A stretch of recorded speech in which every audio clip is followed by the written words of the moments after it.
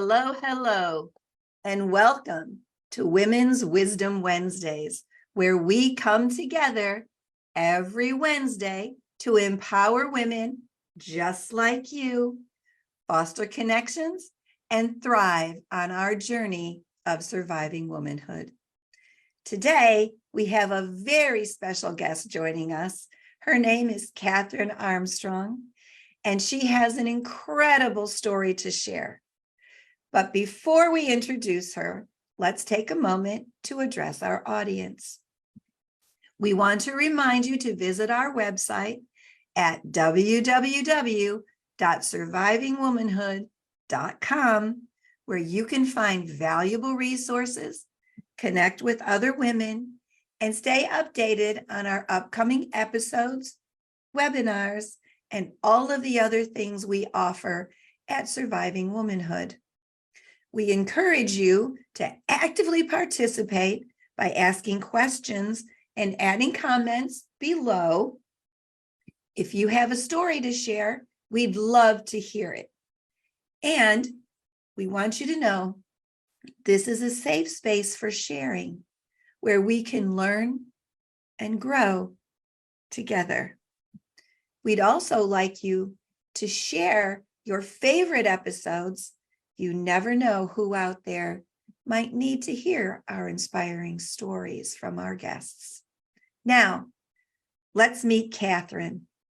Kathryn is a wonderful friend of mine. We've been friends for years, and I love her dearly.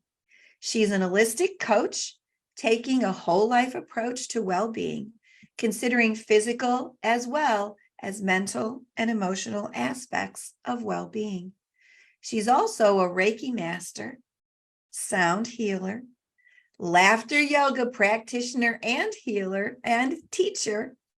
And she and her husband, Steve, have two beautiful daughters and two beautiful grandsons. Kathryn has lived in multiple countries over the years, and she's here to tell her story, which is a testament to strength and perseverance. She'll be discussing her personal journey and experience, having been a less able traveler as a woman living with multiple sclerosis, or MS. So, Kathryn, is there anything else you'd like to fill in, or have I covered it pretty well? I think you've covered that perfectly. Thank you. So, Kathryn, we're privileged to have you here today. And Kathryn is joining us from Brunei. So we are truly a global family. We're sure your journey is going to serve to inspire many women out there. So here's our first question.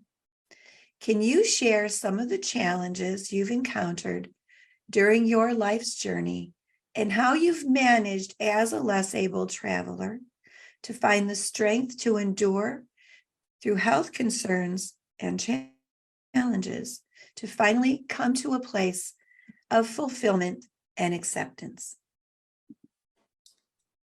It's very strange, because when I started this journey with MS, I was 41 years old and didn't need any aids, didn't need any medication, and just went along with my day, traveling, going to different places, going on holiday, like everyone else does, packing their belongings in their suitcase, looking at different flights. Oh, that one's great. I'll go on that one to these places. Perfect. And then about 4 years ago, no, about 3 years ago, I had hip surgery twice in 1 year on the same side. And because MS is can be very different people. any sort of stressful situation can push you into a different dimension.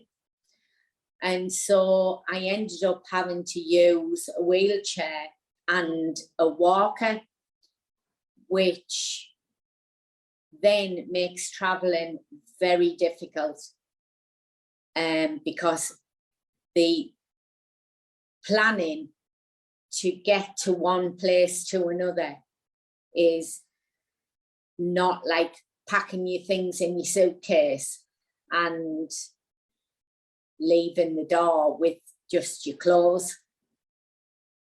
You know, I have to think about walkers, I have to think about wheelchairs, I have to contact the airlines, I have to contact the airports, and so it goes on. So the list is very long, from being an able traveller to a less able traveller.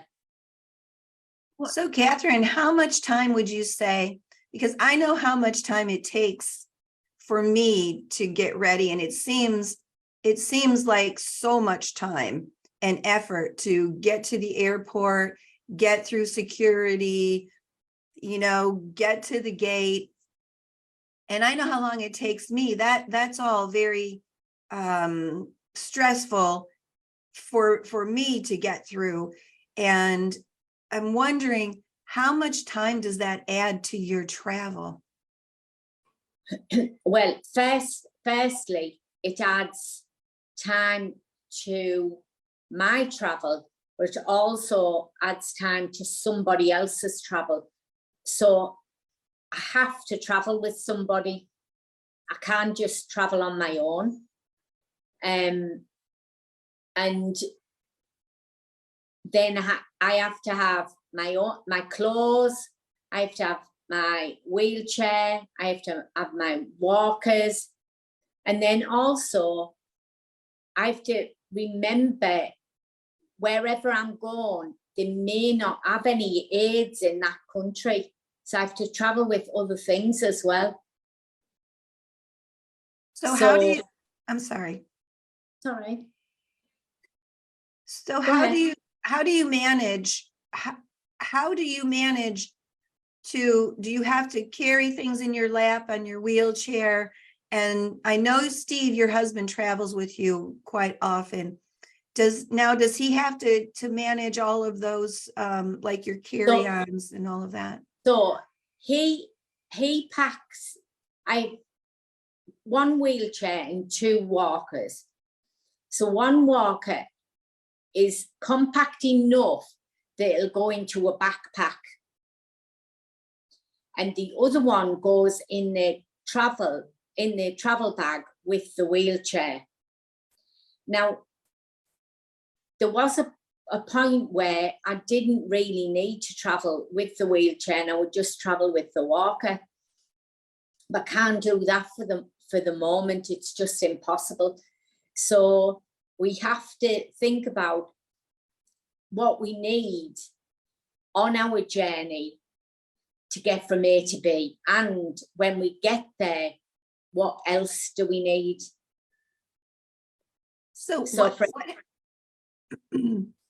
for example, depending which airport it is, it depends whether they've got